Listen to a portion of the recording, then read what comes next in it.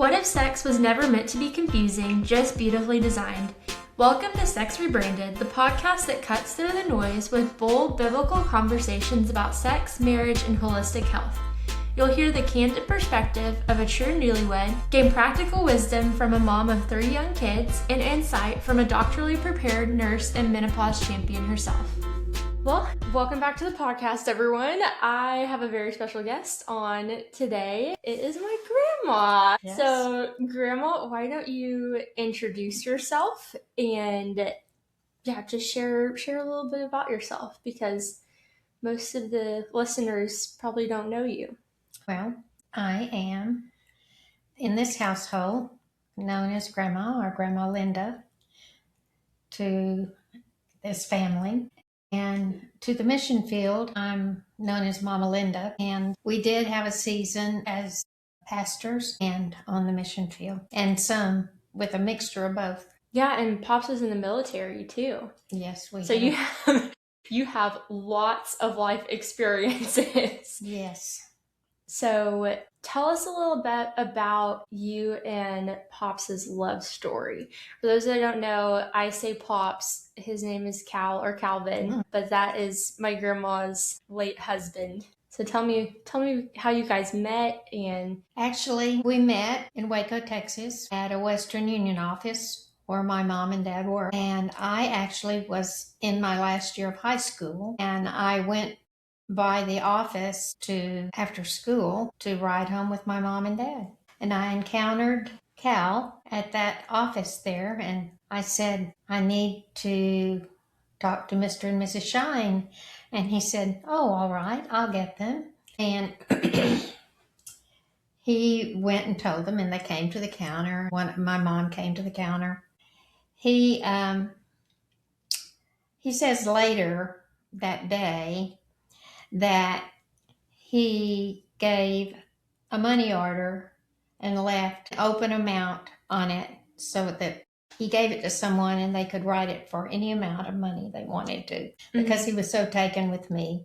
And he told another man in the office that he was going to marry that girl someday, and he hadn't even met me. And the man said, well, you'll have to talk to Mr. Shine about that. And, that was my dad. so he worked for... He worked for my parents. My mom was a bookkeeper and my dad was a manager. And he was a student at Baylor University and worked for them. And we got married. He was 19 and I was 16. And I know that is scandalous. But my mom and you might ask, why would a mom and dad allow that to happen? Well, my mom and dad just thought he was wonderful. They had observed his work ethics. They had observed his character. And they trusted him with me. Yeah. What year did you guys get married? 1956. In 1956, was that like... Because I feel like today, in 2026,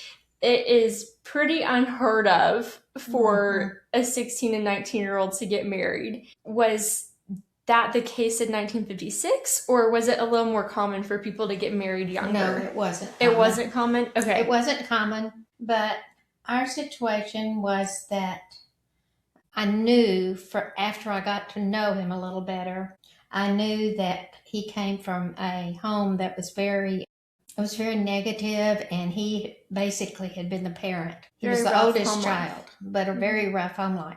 And my parents were just very stable and loving. He says he fell in love with them as well. Yeah.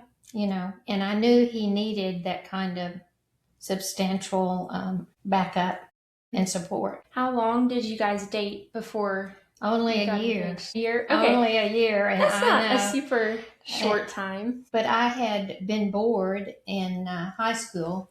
And so in the summers, I just took courses, and I didn't have much left to finish. That's what I was going to ask, because most people graduate at 18, not at 16. No, I just had a few courses left. So when we decided to do that, it wasn't impossible. Right. And then I worked while he finished Baylor. And then when he went to seminary, I did my college work. Well, so how did you guys date? Like, what did that look like? Well, it looked like our dating that that year before we married, it mostly looked like family dinners and, him getting to know my family, which he probably knew a lot about them then. But most of our dating, you could say, would be after we married. We did a lot of fun things together. Actually, I was talking about that to your sister today because she has a lot of questions about, why would you ever get married at 16? But we had a lot of young friends, young adult friends, Christian friends, and we did things together, went to one another's houses for games, to play games at night, and just had a lot of good community. Yeah. As well as my family. I feel like today that is not normal for dating. Like, it is you don't really get the family involved until you're really serious. Like, for some people, they don't even take their significant other home until like they're already engaged. And so I feel like it's more common today to kind of leave the family out of the decision-making process. And it's sad because if you have a good family, like, you should really value their input and want them to get to know the person that you're considering to marry. But I just feel like culturally today, there's just been such a shift where, would you say that was like the normal way to date, or like it really typical? Wasn't normal. It just because they worked together. He worked with them about 6 months. He had come at the beginning of the school year, and so he knew them pretty well, and they knew him pretty well. So, and like I said, he needed a family, so we had a lot of family time. Yeah. And then you worked as a teacher while he was in seminary, right? While he was in Baylor, I just worked in a life insurance office in Waco, and because we had to have money to live on. Right. You hadn't gone to college yet. No, I hadn't gone to college yet. I took some courses at night, college courses at Baylor, but I worked at an insurance company and finished Baylor, and he still worked part-time. Then when we went for his master's at Southwestern Seminary, I went to college. To get your teaching degree. To get my teaching degree.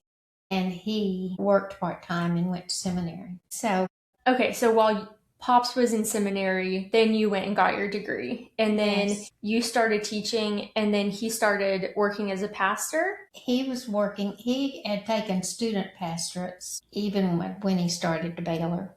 Okay. They were kind of like weekend pastorates. And then we lived on a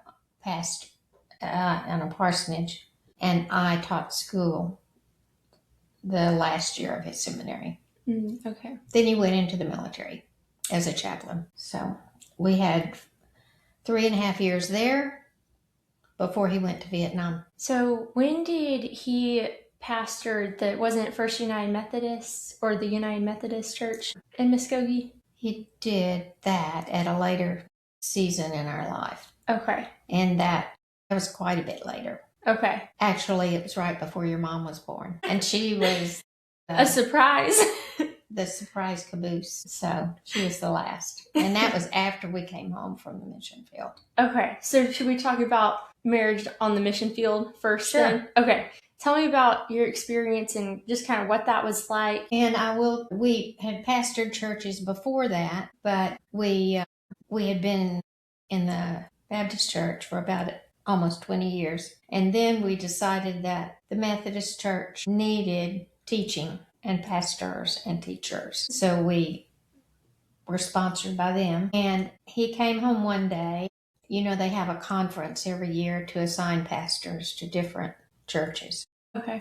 He came home one day. My husband came home one day and said, we had a bishop from Africa visiting us today. And he came up to me and asked if I would go to Kenya and teach at a Bible school. What do you think about that? And I said, you mean live on the field? I said, honey, we have a 6-year-old and a 14-year-old and a son that's graduated from college.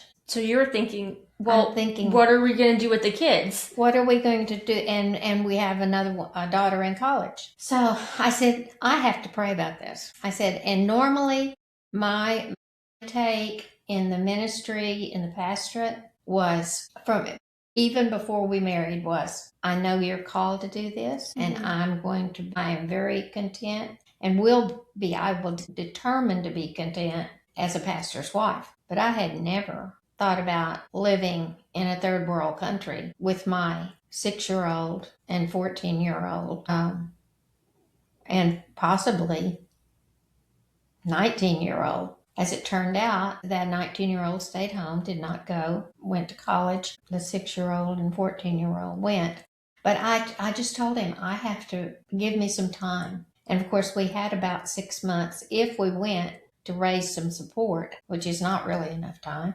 And I did pray about it, and I read some books about missionaries in China. And I just felt like I could trust the Lord for it to work and for me to be okay with it. And from the very first time we met the people in Kenya, I love the people. And when you get a love for those people, you just can't turn it off. Yeah. It was so, but it wasn't something that I could just be automatic about, because I knew that there would be a lot of hardship. I supposed that there would be hardship and changes and things I was not, even in the least, things I was not familiar with. Right. Like culture differences, language barriers, so many things. And I knew we didn't have fun to go to a traditional language school, and because we were by that time we were a little older. I was about 42. So the mission field was a different experience from the pastorate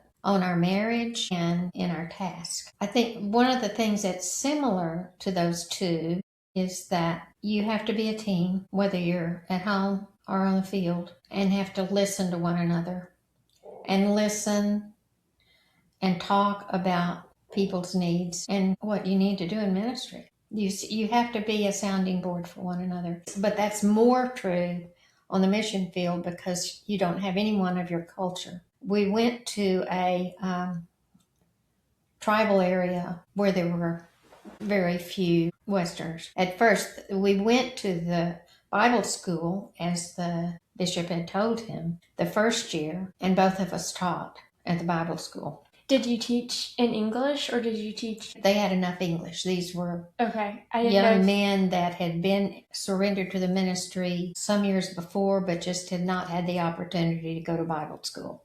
They knew English. I didn't know if you had like a translator or interpreter or anything like that. When we got out into the field, we did, when he preached. But at the Bible school, it was okay to use English.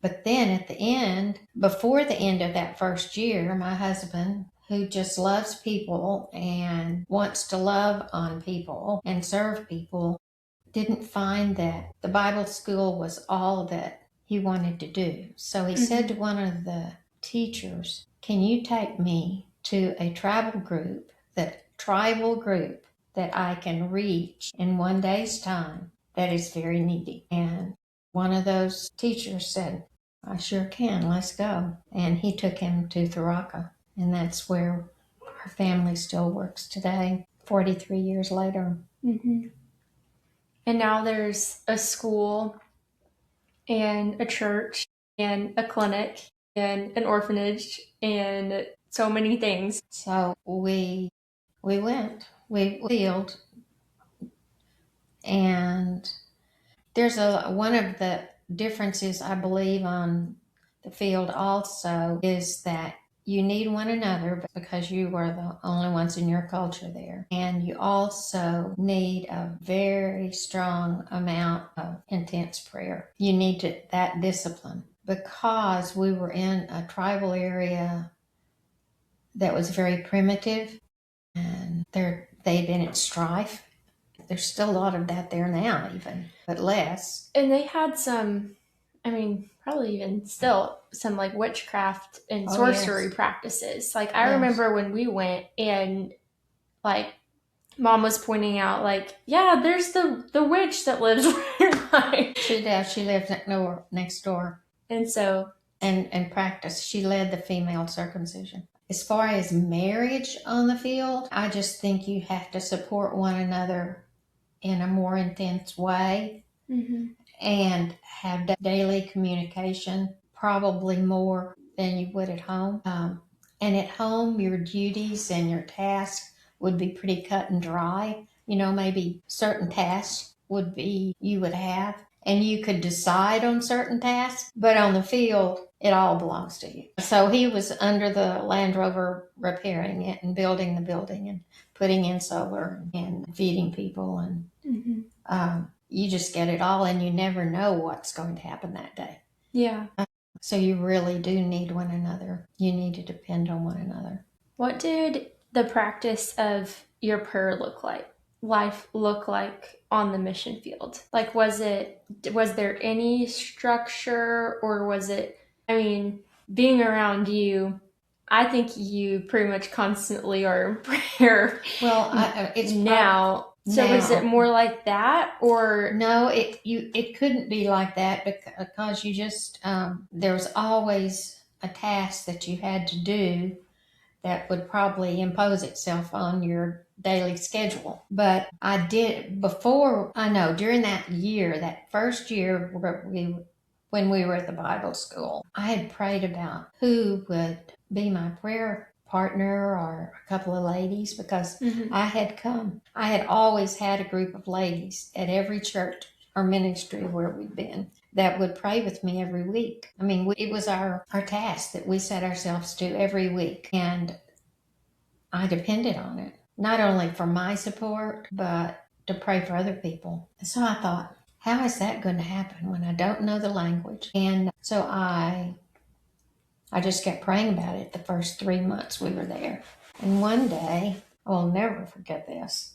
The community was in drought when we went. Severe drought, even at the Bible school. So we had sacks of food that we would dispense to people. So somebody knocked on my door one day, and I thought, oh, well, it's just the 23rd person that's come today to pick up a sack of rice. Well, this lady said to me, I don't know why I'm here, but my name is Sherry, and the Lord told me to come to your house. And I said, well, come in, Yeah. And she spoke fairly good. It was limited English. You could understand I could understand her, and she could understand me.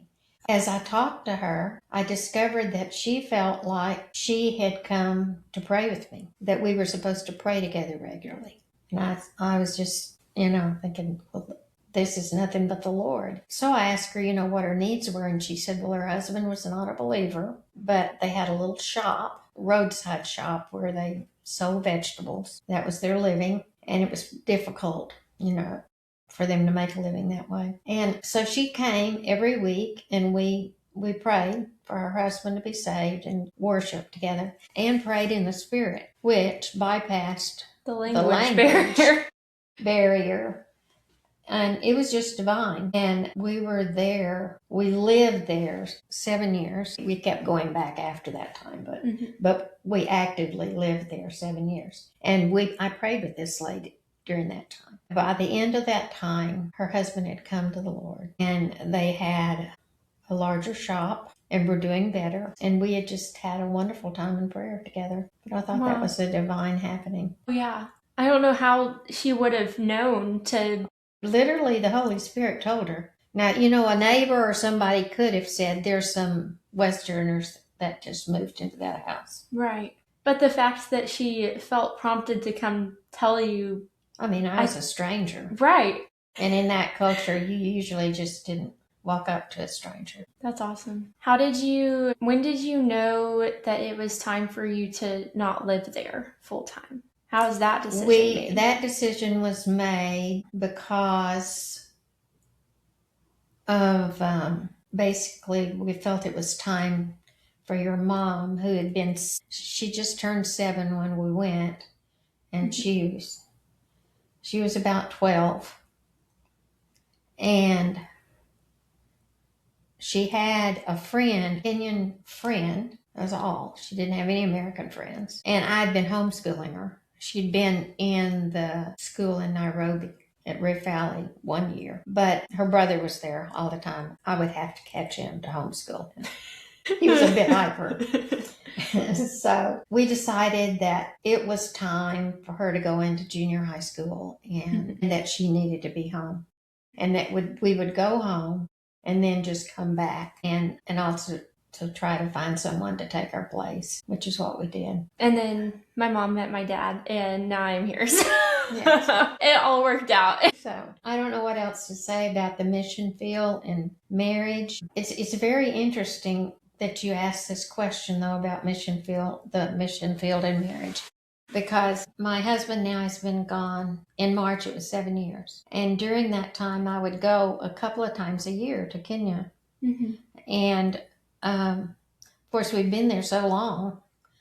And I would teach the devotions in the morning pretty regularly. And a couple of the times I was there, I decided to teach on marriage. The question really hit me like, why do you think you have the credentials to teach on marriage, Linda?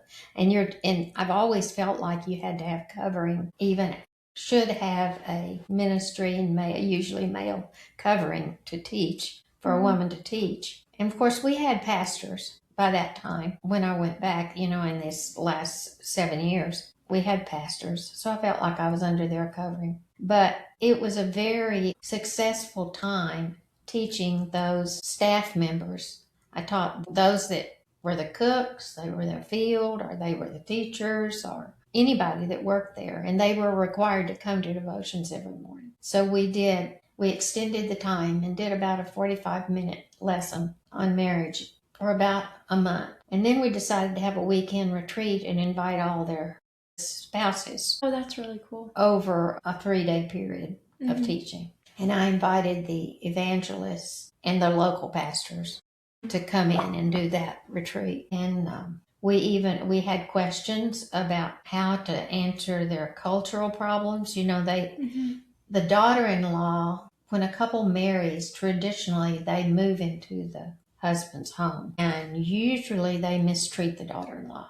That is so interesting because the verse that says, man shall leave his mother and father and become one flesh with his wife. And cleave too. And cleave, like the leave and cleave verse. I have read that was like basically written to push back on like the cultural norm for like to protect wives and the women, because culturally it was a requirement basically for the wife to move in with her husband's family. Yes. And so that's just really interesting that same thing. So, and I would, after I would do a section of teaching, then I said, Lord, how can I get this through to these people? Because I would open it up to questions, and that was one of their questions. And I said, I questioned them. I said, well, the bottom line is that you should support your wife. You should stand up for your wife. Right. You should never let the in-laws condemn her or put her down or mistreat her. Mm-hmm.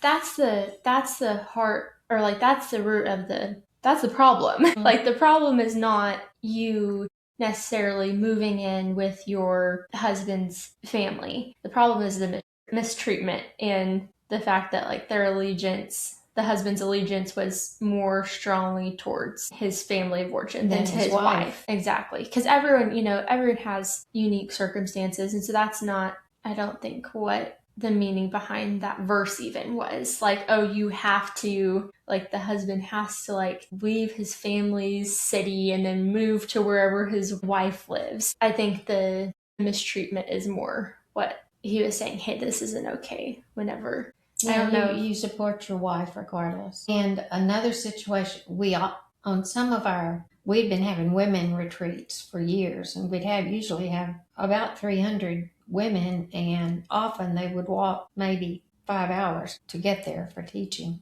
And then we would divide them up into small groups. And I remember a session and a question of a group of women. I was one of those small groups I was leading. And the lady was really bitter. This was a wife who had lost her husband, and she still lived and they don't provide any land for them or anything. And so it's rough the way that culture has it set up. And For widows. For widows. And so this lady was very bitter about it. She said, my husband died and they're mistreating me and I don't have any land and I just struggle. And after she got through saying all of that, then I asked her, I said, no, scripturally, we're just to trust. I know it sounds cruel, but we are to trust the Lord for our provision. Another lady spoke up and she said, I've been a widow for 12 years. I have been able to raise my children. They've all gone to school. They've had food. I've been able to work in the field, provide for them. The Lord has provided for my children since my husband died. And my relationship with my family is good. And I thought, well, isn't it wonderful that you answered this question for me? Yeah, I think that even in the United States that the church and Christians generally do a very poor job of taking care of widows and orphans. And that's a commandment in the Bible to take care of the widows and orphans. Well, and in a third world place, you have to probably do more than someone would have to do in the United States. Obviously, we have resources that they do not have. But as you say, the order is the same, whether it's at home or it's over there. And in that lady's situation, she's just determined to trust and find her resources in the Lord Jesus. So another thing I did about 30 years ago was to try to start having mothers clubs, because we were having mothers bring their baby to the clinic and the baby would already be dead. They wouldn't have any idea they were sick. And so we decided that they needed to be taught. And I said, let's just try having clubs, and the nurse will teach them about different diseases and how to raise their children and nursing and health, all of those things that they need to know, but basically about disease. Yeah. And we had the testimony of one lady right at the beginning when we started doing that she had a neighbor who ran over to her with a baby, and she recognized we had a lesson on anemia at the clinic the week before, and she recognized that that's what was wrong with this child. And so she got the mother and the baby, to a clinic somewhere and got treatment for the child, and the child lived. But if she hadn't, the baby would have died. Right. She was severely anemic. The baby was anemic. So we still have that going on. And the nurse, we have about 100 women every week.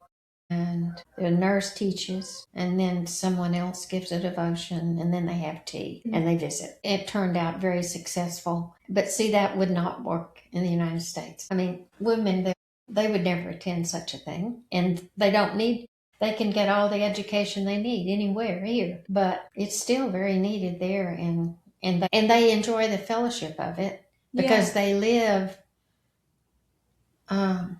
their huts or houses or whatever they live in are quite a distance apart. So what's my next question? I think that's really... As far as the pastor and his wife, I don't know. I just think it's being a team and prayer. It's being a team and prayer and talking about what the needs of the people are. Do you have any stories or anything that comes to mind if I would ask you what is something that you wish you would have known or done differently when you were a pastor's wife? I finally reached the point as a pastor's wife late, after I'd been a pastor's wife for a while, and felt pressured for all the things, and especially at medium to small sized churches, where you didn't have associate pastors. We finally got to that point where we had associate pastors. But before that, everything was just your job.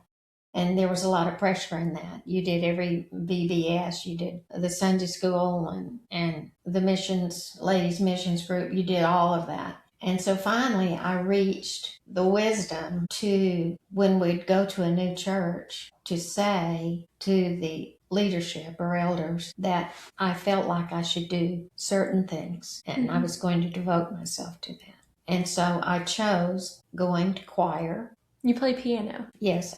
I usually helped with music, or I would just go to choir practice on a certain night of the week. And then I would go to a prayer group and would help in Sunday school, but I just told them they would just have to find someone else to be totally in charge. So I selected things that I felt like I was called to do, but it took me a long time to not say yes to allow everything. to be pressured. So it took you some time to figure out how to set boundaries and to communicate what you were comfortable doing and then what you needed them to find someone else to do.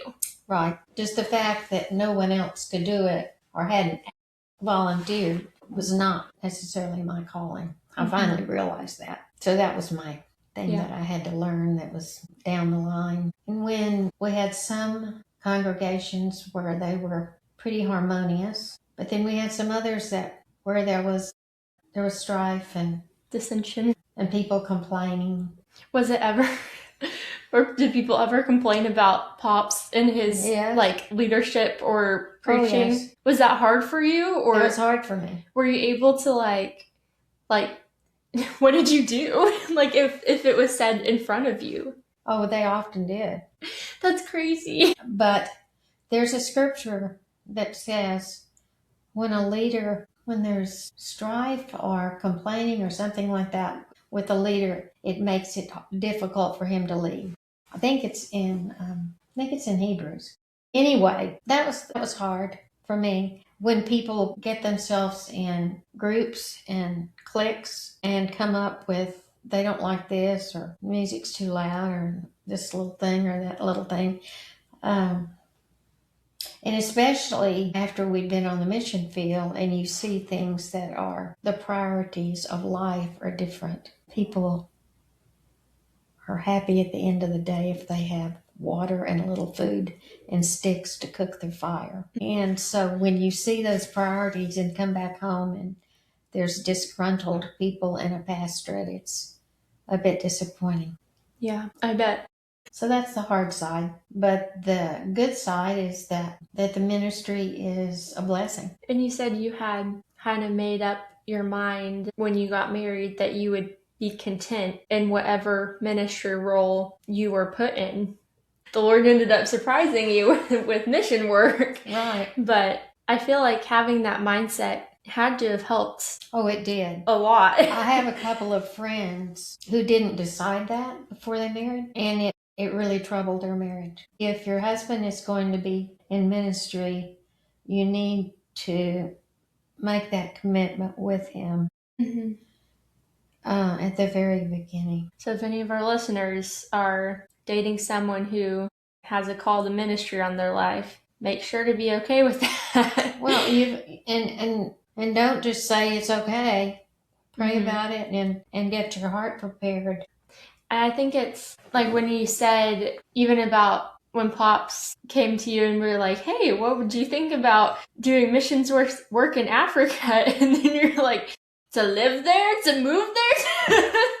Like, are we talking Spell this out. Yeah, like what commitment level are we talking about? Like a little visit or a full-time thing? And imagine if you would have just been like, no. Well, like I can't even, because I went there, how many years ago was that? That was 8 years ago. So I got to go there 8 years ago, and I've seen what it is like today, and like it wouldn't be there if none of those resources would be there if it wasn't for your yes. Well, and when we went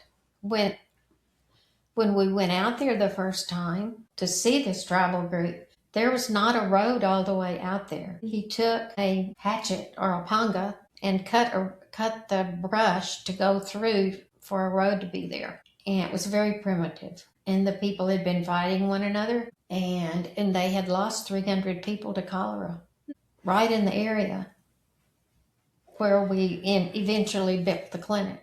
I bet And there was nothing there. So you know what's there today. That's what I'm saying. Like, there was a little scrub tree that was about this tall. Mm-hmm.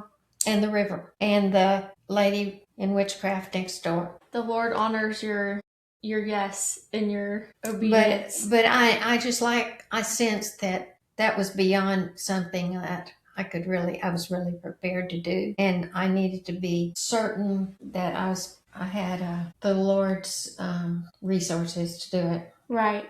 Because if it was something that he was calling you and Pops to do, then he will provide and he will prepare you and equip you. But if it wasn't the Lord's calling or will, then I think he would have stayed. He might have gone for a trip to visit, but he would not have gone there full time if I had said, no, I can't do this and I can't take the children. He would have honored that. I mean, that kind of shows how kind of like a framework for making decisions with your spouse. Like Pops got confirmation from the Lord that it was something that he thought that he should do. And then he didn't just tell you like, okay, Linda, pack up the kids. We're going to Africa. He asked you what your thoughts were and asked you to pray about it and then let him know what you felt like the Lord was telling you. Because in marriage, you are one flesh with your spouse. And so you make decisions as a team. And then I bet that helped you when you were making so many decisions together on the mission field too. Yeah, so we're back to that. You really have to be a team. Yeah, some themes I've gotten from this conversation are you need to be a team. Teamwork is very important. You need to use your gifts and what you feel like the Lord has given you to make your commitments or to decide what you're going to commit to in regards to like ministry and serving. And you need community. You need people around you. You need people to pray with you. You need people to encourage you. You need to find your people. And kind of like this been something, community has been a theme throughout this whole conversation, but your community changes too. And that's okay. Like you had those women's groups that you would pray with weekly in your different churches. And then you had, was it Sherry? You had Sherry when you moved to the mission field. And so sometimes your community looks like one lady who bravely walks up to your door and knocks on the stranger's door and says, I don't know why I'm here, but I think the Lord told me I should be praying with you. Sometimes your community looks like Sherry.